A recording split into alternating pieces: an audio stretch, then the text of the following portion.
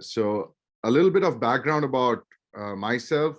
I am with Webster for a little over 11 years. I have worked in various campuses across Webster's international network. And right now I'm based in the main campus in St. Louis, Missouri.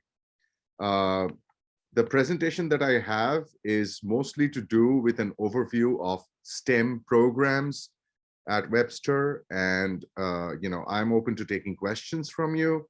So I have this presentation in a format where I would like to present it first and then take the questions. So I appreciate you keeping your mics on mute. And on the function, you can always raise your hand if you have any questions or ask questions in the chat box. All right. So Webster is a US institution, and it has been open since 1915. It started as a sister of Loreto College, which is a Christian denominational school or university, as you call it in India. But later on, it became,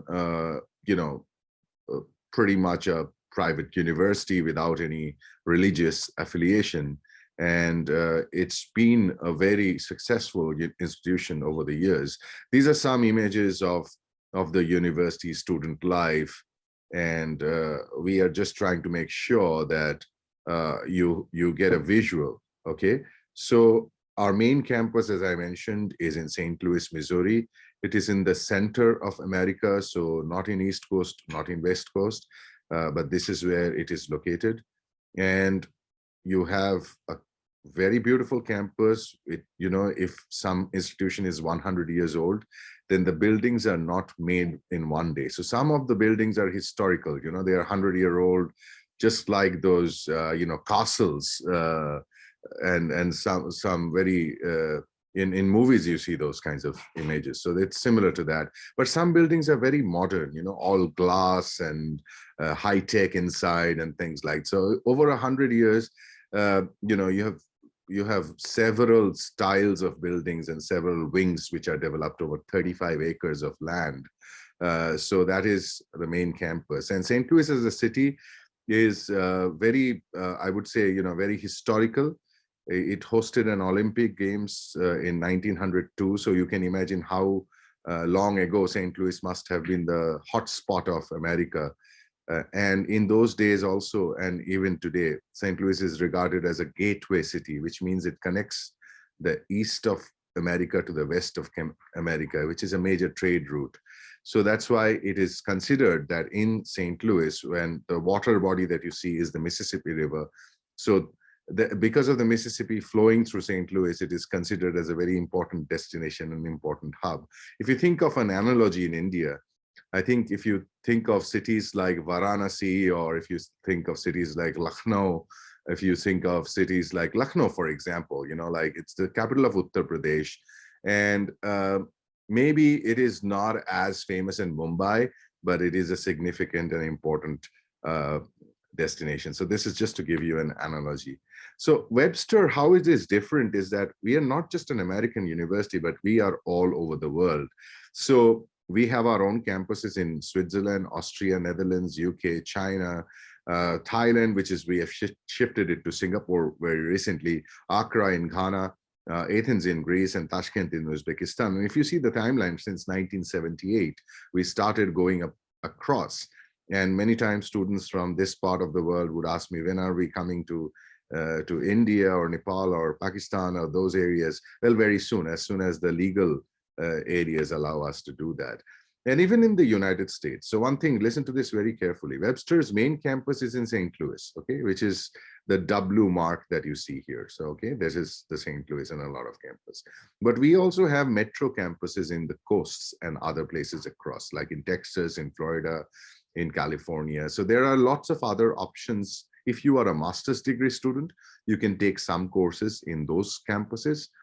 Many of these campuses like Orlando and Irvine, Orlando is in Florida, Irvine is in California, are very popular.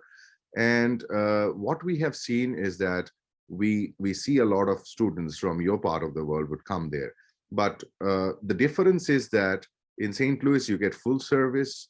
you get career services, you have the student life. But in metro locations, it's more like, just studies, and it's not so much of engagement as student life, particularly.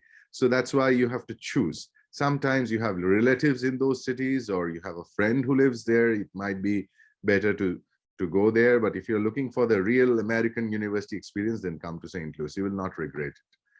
Webster is a very well-recognized university. We ranked number 16th in the US News and World Report, which is the American ranking system. We are number first. I mean, we're the first for faculty resources in Midwest. We are ranked, for in Forbes. The ACBSP accredits us for our business programs, and there are many programs which has specific industry accreditation. So when you come to Webster University, you know that we are going to be recognized. Your degree is going to be recognized wherever you go. So even if you go to work for Apple or Google, they want to see that you have a degree from a recognized institution, and Webster University has those recognitions. So that's why it opens doors. So this is something that you need to think about very carefully. First of all, if you're going to the United States, don't stop at doing research. You have to do research and further. So you must see, first of all, is the university accredited?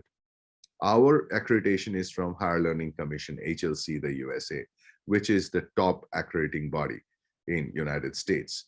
And you have to see and go to a university or a college that has that accreditation. Okay, and then look for other accreditations or other program level recognitions. So if you're going to School of Business, you have to see if they're ACBSP or AACSB or EQUIS or AMB accredited or not. That is very important. Okay, and then you have to see similarly, like our cybersecurity program has a different accreditation. So things like that. Okay, we have 5 schools in America. Departments are called schools. It does not mean high school or junior school. I am sure that most of you know it by now, but it's just called school. So we have the School of Business and Technology. It's called the Walker School. The College of Arts and Sciences. It's called the Le Jardin School of Fine Arts, and the third one. And then the School of Communications and the School of Education. So there are different schools. So different departments, let's say, is 5 faculties, departments, however you want to say it. And then within those, there are different majors and programs. So, okay, so I'll come to that. Now, Webster, I will ask Richard to share with all of you the brochure of Webster so that you can get, and through the website, you can see there are hundreds and hundreds of programs and degrees.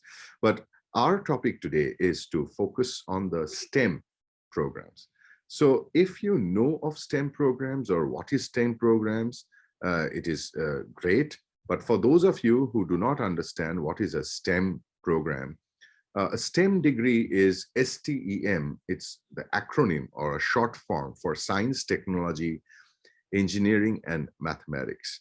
So you are looking at programs which are generally science oriented or technology oriented or maths and computer science oriented. So those are the programs that are STEM programs. And even though, most of you may be aware or are coming from a different background, what is important to know is that Webster University is a liberal arts university. In America, liberal arts universities, for those of you who do not know the word liberal arts, it just means that the program approach is such that you do not need to come from one discipline in order to continue for that discipline. So in other words, you could be a business degree holder and you can go and do a master's degree in science. We have courses which allow you to do that. It will be, of course, more difficult for you to learn those, but there is an option, there's a possibility for you to change your career. Sometimes the other way around, like you started science, but then you want to move to a business field or something of that sort. A liberal arts university's curriculum is designed in such a way that we teach the basics first and then teach you. So it allows you to come from any field and go and study in another field. That is very important for for a degree. So the value of a Webster master's degree is, in other words, that it allows you to come from any field and graduate in STEM courses. And Webster's STEM degrees are not too many, but the ones which are there are very, very focused. They are very, very, I would say, highly reputed and recognized. So admissions is a little bit tough. We will come to that in a moment, but the value is tremendous. You're gonna graduate from a top degree, which has a lot of demand. Okay, STEM programs, STEM graduates are always in demand. And some of the programs which at Webster, those ones which are at both bachelor's and some of them are at master's level, I'll explain to you, they are quite in demand. So for example, computer science, we have only in bachelor's level, but that is very, very much in demand.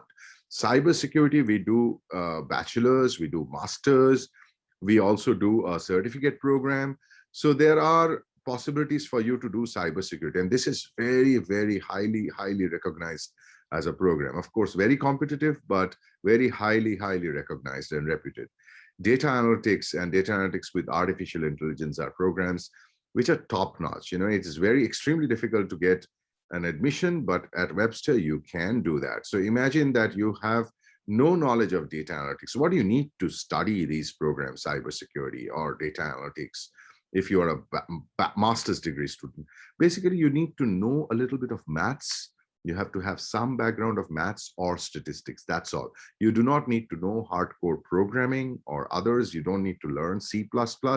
We will teach you those things. We will teach you Python. We will teach you R. Those are the programming languages of modern world. So that's what we are going to teach you in those kinds of programs. And you do not need to have a background, but of course you do need to have some maths and statistics background if you want to do that, okay, at a master's level. Information technology management, once again, it's not too technology heavy.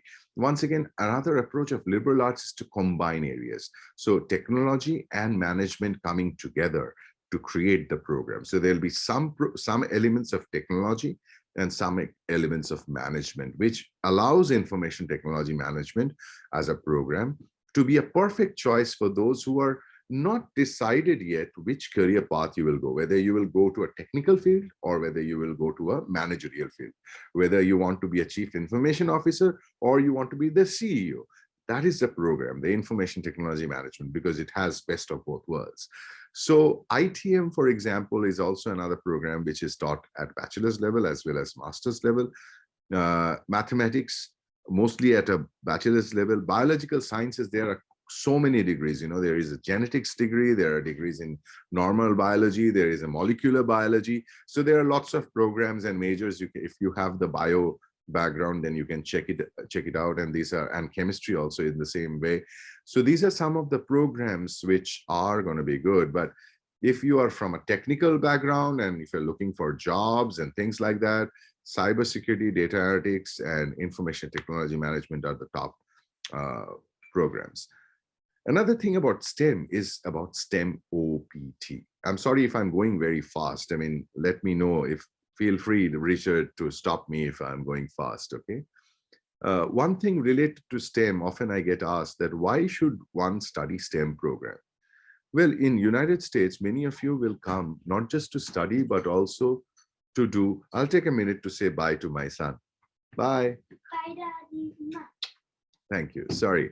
We are sometimes working from home in the early days, but it's always a different world now. Apologies. So we are going to have a discussion on the STEM OPT, and people ask me that why should we study a STEM graduate degree or STEM undergraduate degree? The simple answer is that it is the what to do after question. It answers that one.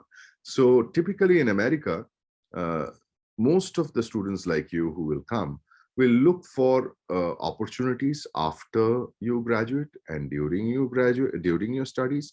So in Webster, there are two things that you will have to think about, or in America. One is CPT, another is OPT. In Webster, CPT is the full form is curricular practical training, and OPT is optional practical training. CPT happens during studies. So you can go and work for an organization and also get credits for the course that you do or the work that you do. And that part is the CPT, okay? And OPT allows you to stay in the United States after you graduate and work, okay? So STEM OPT, the duration is 3 years, while non-STEM is only 1 year. So even though it might be a challenge for you to kind of like, go to a program which is technology related and study, but you see STEM graduates get to stay back and work for 3 years, right? So on an average, if you're getting $50,000 to $60,000 of salary, then, and you have invested only $25,000, $30,000 in education, for example. So in 3 years, after you deduct cost of living, you can get a very good return on investment. So that is why the ability to work in United States for 3 years is a great opportunity, okay? And companies are looking for STEM graduates because of this duration. I speak to a lot of employers. I speak to a lot of organizations who are active, I would say, endorsers of STEM graduates. United States takes about 60,000, issues 60,000 green cards every year, or H-1B visas every year for its own graduates, international graduates. So STEM graduates take a lot of those jobs. And if you are familiar with H-1B, which is the work visa, if you get to work with a company, like let's say you graduate from Webster and you get a STEM OPT with Google.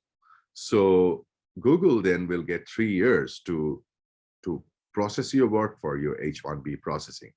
With 3 years, that is a good enough time for you to get that H-1B. With 1 year, you still can get it. It's not that you won't get it, of course you do, but it is better for you to have that extra few years under your belt and the ability to work. So that is very useful. Webster supports our students to get the OPT. Even after you graduate, you will get that support from us. We will provide it to you, and it is free of cost. So we are going to give you the OPT visas. We are going to help you get the OPT visas with the paperwork that you need to do. And we also help you through our career services to find opportunities of OPTs and jobs. We have a very well-defined and very good career services. 90% of our international students do a OPT. So basically they work, and Webster helps them find some of these opportunities, okay? So I'll take a pause for a second, let you guys wrap around your brain. Well, at Webster's, for those of you who want to study, we are teaching our courses in English, so you need to have an English score. We look at TOEFL IBT for 80 score. IELTS is 6.5 for graduate and 6.0 for undergraduate. We need a Duolingo of 120. And if you are falling short of that, there is a bridge program that you can start. I would suggest that students who are looking for programs in the business areas are possibly okay with 6 or 6.5. Those who are in the STEM areas are possibly better off in the 6.5 area, okay? Webster has an online application form. For those of you who joined today, we will provide you with a free code within which you can apply within 7 days. If you apply, your application fee will be waived.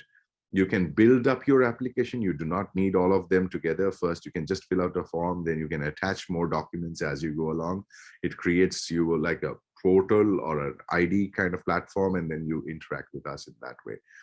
And all you need to do is your copy of your mark sheet, your transcripts, copy of your passport ID page, and at a later stage, you have to give your certificate of finance.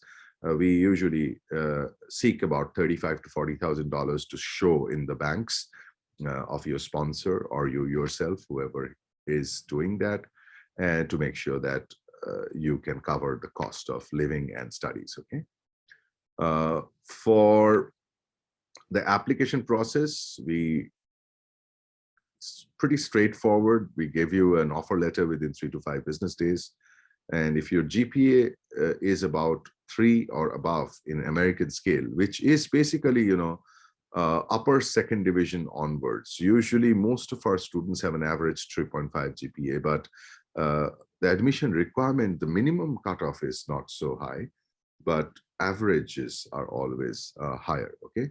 And then if you submit your financial documents, once you get that, you get your I-20 for within 2 to 5 business days. Sometimes during peak periods, this might take a while, but don't worry, we understand. And with that I-20, you can apply for a student visa. These days, student visas are being processed by US Embassy, and you are able to, take it. And then after you get your visa, you pay your tuition deposit, and then you enroll in your courses, and you come to Webster and you become a student. For those of you who are looking to study in the next 6 months, spring 22 session, undergraduate for November 1 is your deadline. And for graduate, once again, November 1, that is graduate means master's in Webster. And spring 22 is still, we are accepting applications. We are a tuition-driven institution. Revenue generation happens with student tuition, so things are not free, unfortunately. The full-time tuition for undergraduate students is roughly $30,000 in a year. And these are some of the cost breakups. And for graduate students, for the whole program, usually it is $28,000 to $30,000 for the full program. So that's kind of like a ballpark figure. If you're doing undergraduate, you will take somewhere around $120,000, including cost of living in 4 years. So its average is $30,000 per year. And if you're a graduate student, you'll probably complete the whole degree within $35,000 to $40,000. We do offer some scholarships for undergraduate. It is about 12,000 to 17,000 USD scholarship per year. So undergraduate scholarships are very generous. We do give it, to pretty much 85 to 90% of our students have scholarships for undergraduate. For graduate students, during the pandemic, for a very short period of time, we are still providing graduate scholarships. This is usually not normal, but usually we do not offer any graduate scholarships because the programs are already very reasonably priced. But now we are giving about 15 to 20% discounts, I would say, to students. So this is based on GPA, on your grades, on how good you are as a student. And I think almost everyone who is applying now is getting at least 15%. So that is something you should take advantage of. In the next 6 to 8 months, if you're applying, there's a very good likelihood that you will get it. We do not know about next year in universities. Every year, the scholarships are looked into and they are continued. For graduate, it is very uncommon to have these scholarships, but we are giving it for a limited period of time in recognition of the problems people are facing with COVID and the shortage of income, etc. So the graduate students, once again, if you get a scholarship, it will continue till you graduate.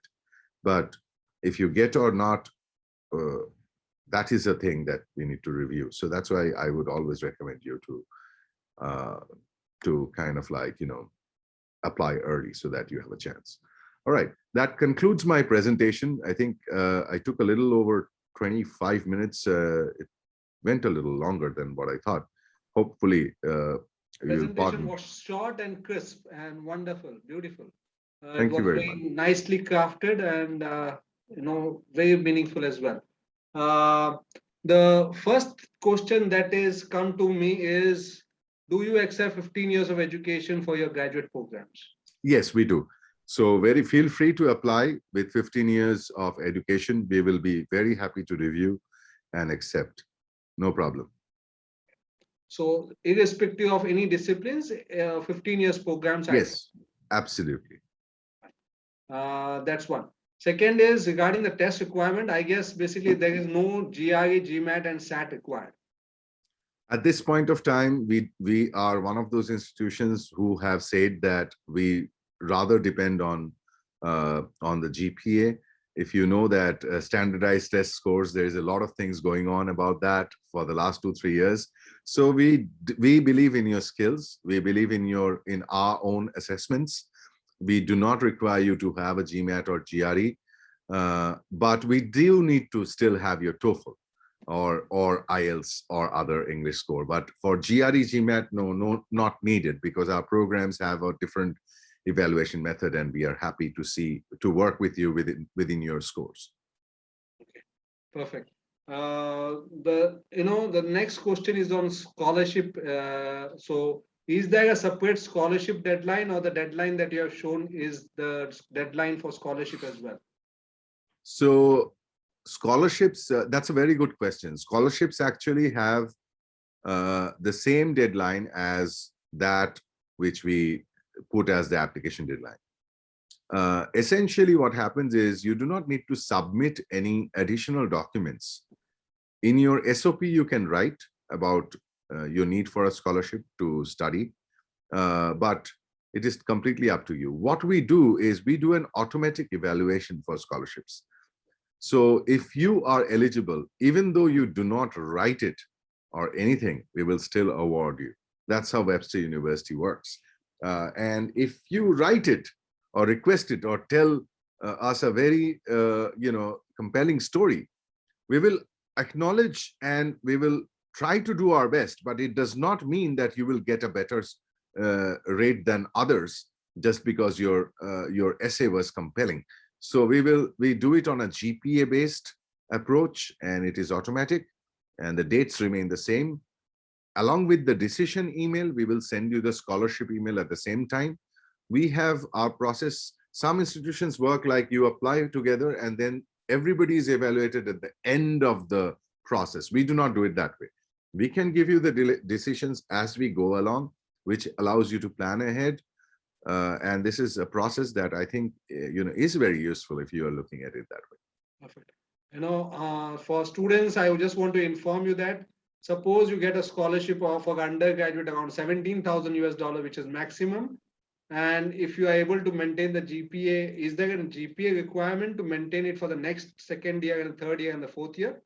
Well, I think the question is very easy to say that if you are still a student, you should be able to, because the GPA requirement is the minimum requirement for good standing academics. So good standing academics means you need to be able to maintain a B- average or a C+ average, right? So that's why the GPA is not like you need to score 3.5 or 4 in order to maintain. It's still going to be at the 2.5 level, which is a minimum at an undergraduate level in America. I'm sure if you are an average student, you will still get at least 3.0 or 2.75, like this should not be. I have not seen a single student in the last 8 years who have lost their GPA and lose the scholarship. So don't worry about it. The point that I want to emphasize is that once you gain, let's say, a $17,000 scholarship, you can multiply by 4, because that's the amount of money that you're going to save if you're applying for a bachelor's program. That's a good amount of money. So wonderful. Yeah, and in masters also, if you are getting the 20% scholarship, you save almost $6,000. So $6,000, if you multiply in Indian rupees, that's 5 lakh rupees. So that is 5 lakh less for you or your family to spend on your education. And once again, the fact of the matter is a private institution has costs and it has a particular value. The attention that we give to you is very unique, and you have the career services, you have the services like giving you the OPT coverage and things like that. So those are the reasons why people come to a private institution that you cannot get in state universities, I think. There's one more question regarding the duration of the master programs. Are they 2 years or less than 2 years? Mostly less than 2 years. So most master's degrees would take 3 semesters. So technically it would finish in 14 months, most of these. Now, sometimes people take summer off. So that's why, like if you started in fall, you have an option of taking a leave or absence. So in that summer, you don't do courses. So that's why you might. Now, some people who are coming from different backgrounds, like let's say you are from business background and you want to take data analytics. If there are prerequisites, well, data analytics does not have prerequisites, but let's say the other way around. You are from an engineering background and you want to do MBA. So you might take 1 or 2 extra courses that might extend it by another 2 months. So every semester is broken down into term, and in every term you have to take 2 courses. That's the requirement of US. So that's why you should graduate within 1.5 years max. if you are doing a specialization, like for example, if you do data analytics along with artificial intelligence, then you might need 18 months. So depending on how many credit hours or how many courses, you divide 2 courses every 2 months, and that's how you calculate the duration. When you are applying, if you have chosen a program, ask us. We will be able to give you a timeline. But you are going to be, taking absolutely 1.5 years as an average duration. You're not going to take 2 years as an average duration. Okay. One important thing that student has to understand is, suppose you want to go into masters in data analytics, you don't need to have a bachelor's in the related field. So even a commerce student can apply for a master's in data analytics, provided you have maths and some sort of statistics. It could be the prerequisites. But apart from that, basically, it will allow you that option to basically go for a master's, which many universities will not allow. So, this is very important USP that I found in Webster University. And particularly, I think, in today's world, cybersecurity and data analytics are so hot. I mean, students are getting a lot of employment opportunities here. St. Louis as a region, please choose the St. Louis campus for that, because St. Louis as a region has a lot of growth in these fields. There are lots of corporate bodies which are relocating here for better, opportunities. So that's why there are financial centers, like, for example, MasterCard. The headquarter of MasterCard is here in St. Louis, the world headquarter of MasterCard. So if you're a graduate from, there are other programs, like there is an MS Finance, for example, which is a very top-notch program also. So you could do MS Finance, you could do data analytics, you could do cybersecurity and get jobs in companies like MasterCard, companies like, Anheuser-Busch, companies like Google, companies like Walmart. These are all having very strong presence here. So that is why I think, you are very much better off doing these kinds of programs here. There's a question which says that a student with 4.18 CGPA in BCom, can the student apply for a master's in data analytics? Is the 4.18 CGPA on a 10 scale? I guess it is on 10 band. No, I don't think you will be eligible for even a program in Webster, because on a student scale, if your GPA is below 2.5, you will not be able to admit. And 2.5 is C average, C plus average. So which will be like, I would say in GPA scale, you're looking at 5.5 or 6 as your GPA for admission requirement. Can a student do some prerequisites or something to prove, or the student has the work experience or something? Will that help? If the GPA is low, there is nothing we can do. Okay. So that's one. Important is there is an application fee waiver.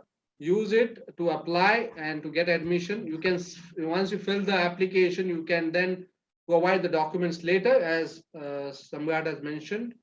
And I will send to Richard the website to apply, webster.edu/apply, and to learn more about the program, visit international.webster.edu. Richard, if you may copy this accordingly, yes, to send to the group. I have just sent you because I wanted you to make sure, yes, that I'm doing the right thing or not, Perfect. You have just copied, I have copied the details and I will share it in the group. Okay. And also, so we have provided a application waiver code. Apply, even if you get rejected, I will tell you something very seriously. This is not a visa rejection, even through the process, you will go through understanding what it is.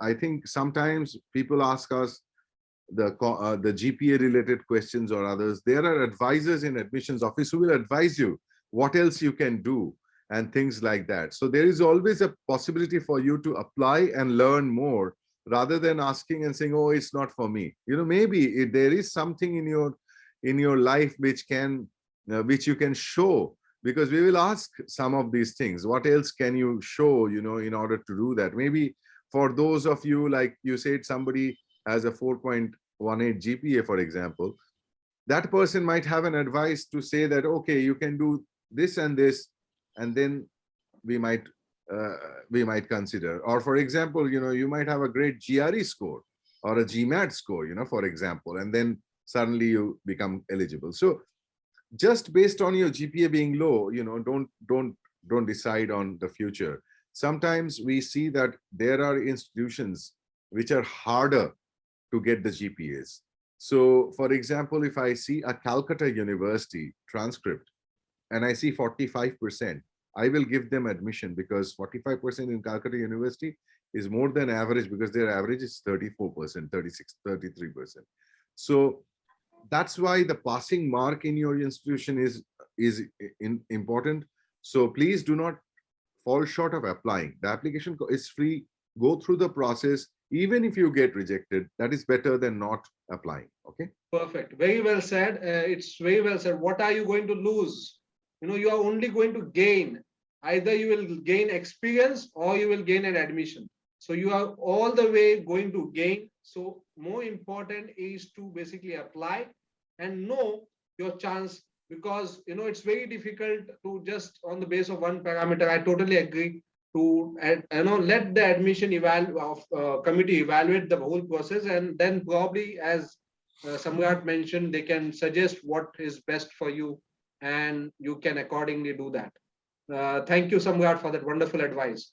And the last question basically that goes is regarding the COVID-19 precautions that the student has to take before traveling, or basically the university that provides for students. Yeah, so Webster University had formed a committee for COVID protocols back in March 2020. And we are very proud to say that we have maintained very low infection rate amongst our community through practices such as, social distancing, mask mandates, vaccine mandates. In Webster, if you have to enter the campus, you must have vaccine. There's no way you can enter the Webster campus without a vaccine. And many students who came in fall, we had a very good number this fall, and all of them, they came with vaccine, or some of them who did not have vaccine. You have the option to get the vaccine. The university provides those kinds of options. In America, it's now very easy. You can walk to a grocery store and get a COVID vaccine, Pfizer. So there is no problem with getting a vaccine. You will get the vaccine shots and things like that. But in order to study at Webster, or in order to teach at Webster, in order to work at Webster, we all need to have a vaccine. The only way to get the vaccine waiver is if you are assessed by a healthcare provider, like a doctor assesses and says, sorry, you are a risk for taking vaccine because of your health. For example, there are certain people for whom, they might have complicated diseases or something like that. They cannot take the vaccine, but then also you have to wear the mask and things like that. So we are following all the protocols. Our institution has done very well globally. All our campuses in Webster, not just the US campuses, but also in our campuses in Europe, in our campuses in Asia, and other places we have maintained. So you need a vaccine for sure. And if you don't have one, you can come here and we will make. We do not require you to do any quarantine at this point of time. So there is no problem with that. Okay. Are there any studies on extinct species in biological sciences? Not to the best of my knowledge, but I think there are some genetical and genetics related studies.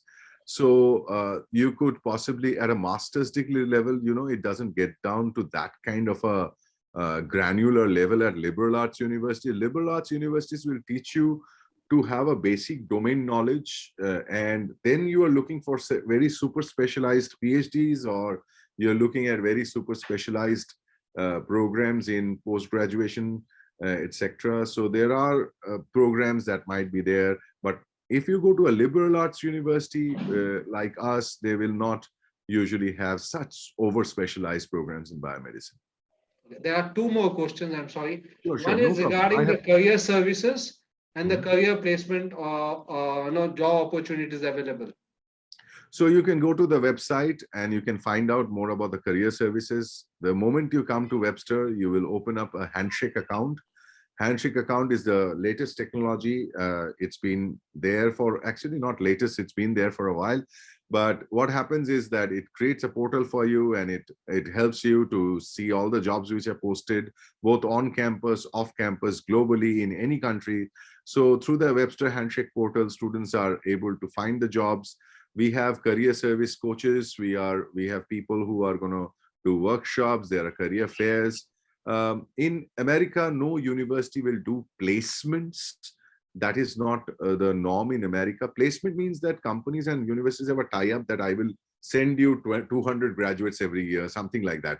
That kind of thing doesn't happen in America. It's an open field. You have more opportunities. But as I mentioned to you, 95% of our international students are doing, 90% of our international students are doing at least an OPT, and 95% of those who applied got the OPT. So you should not have any worries about this thing. But our career service, the focus is on personality development, on grooming for a US job style, because we understand international market. Like you see, since 1978, we are dealing with internationals from not just US, but also outside, So we are very super specialized in that area. So we understand what you're lacking. You're coming to a different culture.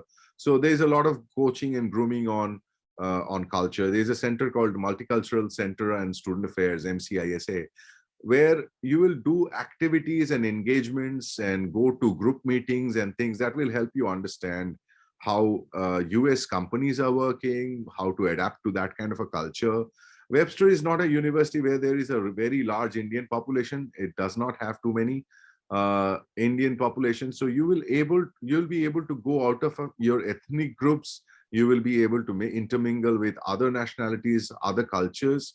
That is very important at Webster, because most of the organizations that you will be working for will be multinational companies with a very diverse, body of managers and employees and colleagues. So that's why you have to prepare to kind of like, to be tolerant of other cultures, to be tolerant of other practices, and not just your own way of doing things.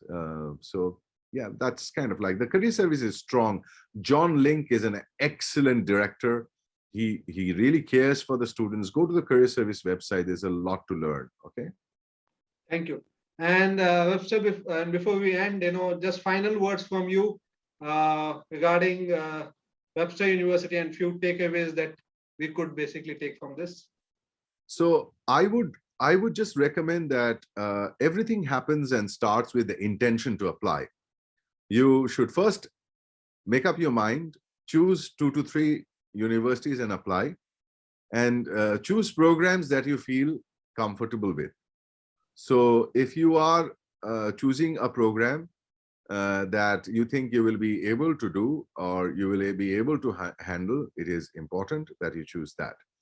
And if you are not sure, and if you want to try, remember that in American universities, most of you can change programs even after you get admitted. So keep that in mind, keep it open. Sometimes I advise students who are coming from different background but want to try out something else. You can always start with cybersecurity, for example, but if you do not succeed in the first semester, you're feeling not so good, you can just come to your advisor and say, you know what, I want to do the MBA because it's not working for me. And they will be happy to put you in that other. So remember that aspect of university in America, that you are able to select and choose different programs. Apply ahead. There is a lot going on now with delays and visas and lots of issues. There are huge waiting lists. Although you can expedite your visa appointment, but still the waiting list is scary. US did not allow travel for a long time, so things will open up and it will become worse. And this time around, Webster's US visa success rate is awesome. So we are feeling very happy about it, but you never know, things might change. So right now things are good. So apply ahead, apply early, and keep time within your thing. And then I would say that, like in US, whenever you're looking for a university, try to make up your mind and in selecting the program and the university, not based on where your family is living or where your friends are, but on what you're going to get out of the program and what you're going to study, So don't go for the shine. I mean, we have campuses in Florida, we have campuses in Irvine, and you are very free to select any one of those. But remember that the full university experience happens in St. Louis. So make sure that you choose the right campus for the right support. Okay. Thank you, Samyat. Thank you for that wonderful thing, telling us about the flexibility to apply early, which makes all the sense for getting admissions later on to get your visas, and you have sufficient time to plan ahead. That was wonderful talking to you and for sharing us about the STEM and the STEM programs and the importance of STEM, and to make us realize that how this can help you in getting 3 years of OPT so that you have sufficient, so that the employer has sufficient time to sponsor you as well. It was wonderful again and again to connect with you, and looking forward to meet you again in the next seasons. Have a good day. Thank you so much. Thanks. Bye, everyone. Bye.